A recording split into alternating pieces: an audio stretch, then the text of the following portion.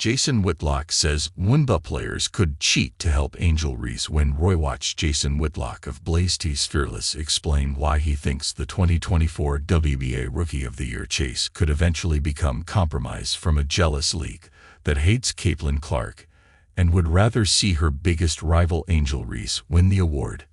Whitlock discussed Reese's 15-game double-double streak and how it appeared as if Reese's 15th and final double-double was effectively given to her by the opposing team on an intentional foul that the referee was more than willing to call when it was obvious that Reese needed one more basket for the double-double. Whitlock compared it to Brett Favre infamously taking a dive on the final play of a Week 17 game versus the Giants in 2002 to allow New York defensive end Michael Strahan to get the full sack record. Whitlock said the WNBA is a league ripe for cheating and corruption, and said he wouldn't be surprised if underpaid and frustrated players on the Atlanta Dream had money on Reese earning another double-double that night, and played along with the stunt in the final seconds just to cash in. Jason Whitlock: the entire NFL is in on the Angel Reese gimmick.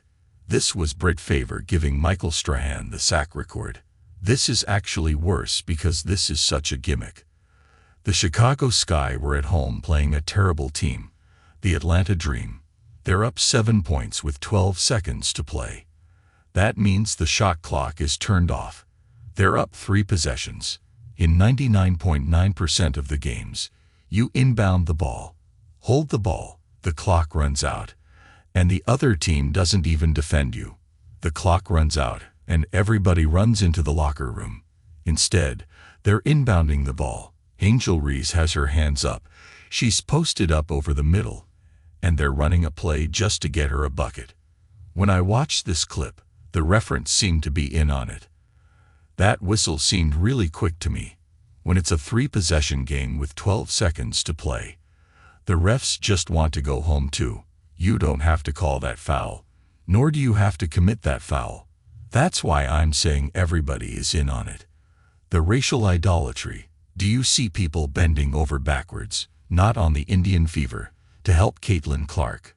That was the Atlanta Dream, bending over backwards. Hey, this girl needs a bucket. Let me elbow her in the back. Give the ref the opportunity to call some silly foul, and everybody can celebrate the double-double streak continuing. Maybe that Atlanta Dream player or someone in their family. Who knows? You have a horrible recipe as it relates to the WNBA and gambling. The players feel like they're underpaid. You know what happens when you feel like you're not getting what you deserve. You become entitled. You have an entitled mindset, and you start looking for ways to circumvent the rules to get what you think you're owed.